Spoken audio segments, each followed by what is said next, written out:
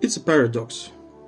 The British, being the first to create and use tanks in battle during the First World War, could create a worthy medium tank only towards the very end of the Second World War.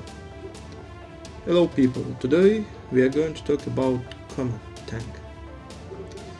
According to the British classification of that time, tanks were divided into infantry tanks and cruisers. The first were intended for direct support of infantry on the battlefield, and the second were supposed to break through the enemy's defenses.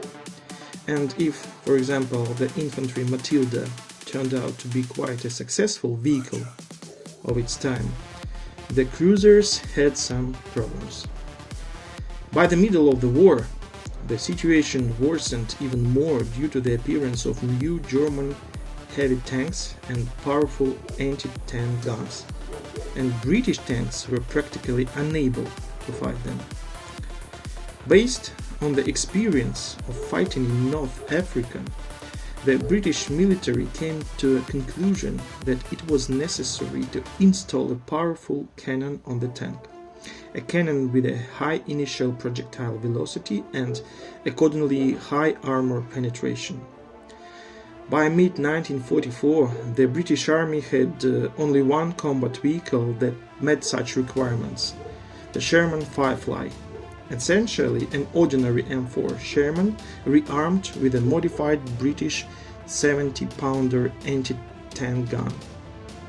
However, the production of these tanks were highly dependent on supplies from the United States and was quite small in number. A total of 699 vehicles were converted. Therefore, the British decided to develop a new tank on their own base.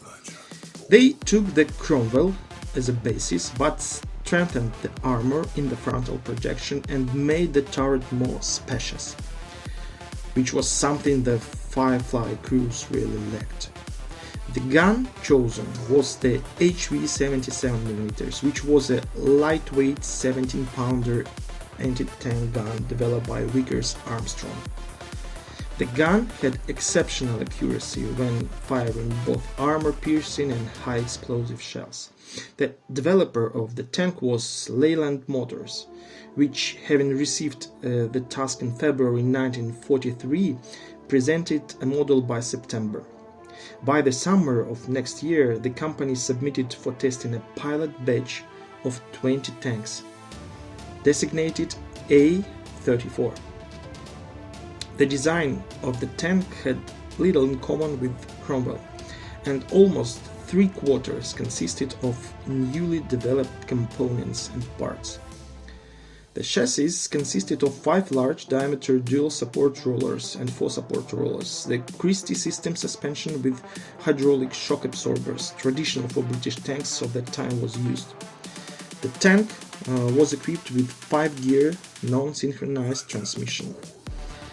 The tank also had a 600 horsepower Rolls-Royce Meteor gasoline engine.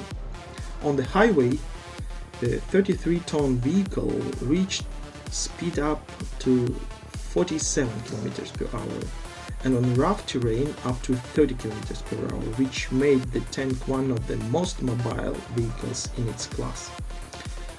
The tank's hull was welded from armor plates of various thicknesses, and the turret was cast. This was a big step forward for English tank building. Before the Comet, tanks were traditionally assembled on a frame made of steel sleds by connecting parts with rivets and armor bolts. The tank's crew consisted of 5 people: commander, driver, mechanic, gunner, loader, and gunner radio operator. In addition to the cannon, the vehicle's armament was supplemented by 2 Besa machine guns. The first batches of new tanks began to arrive in the troops in December 1944. The 11th Armored Division was the first to receive them.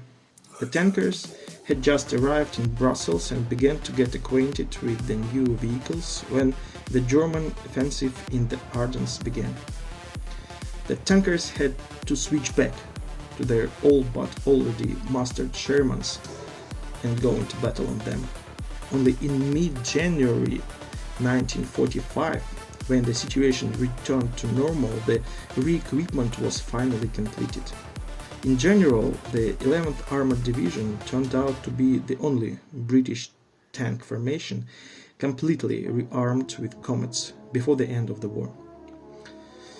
Despite their late arrival to the front line, the tanks took part in the battles quite actively.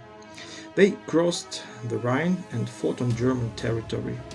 Due to its high maneuverability and powerful cannon, the A-34 won fights with the stronger German Panther tanks and could even compete with the Tigers. However, everything can't always go smoothly. There were also losses. 26 Comets were destroyed in battles. After the war, Comets served in the British Army until 1958, when they were replaced by more modern tanks. According to some reports, Comets even took part in the Korean War in the early 50s. In addition to the British Army, the tank was also used in Finland, South Africa, Ireland, and Myanmar. 15 vehicles were even delivered to Cuba, according to an order made before the 1959 revolution. The A-34 lasted the longest in Finland. 41 vehicles were used by the Finns until 1970. In general, we can say that the British, having created the Comet only by the end of the war, realized the need for a universal tank capable of both performing tasks to support infantry on the battlefields and operating in the depth of the enemy's defense. The vehicle itself turned out to be quite successful in terms of reliability, maneuverability, and firepower. The disadvantages include perhaps the lack of rational angles of inclination of the hull armor plates and the use of a rather outdated Christie suspension, which, for example, Soviet designers abandoned already starting with the T-44 tank, thereby saving the internal volume of the vehicle.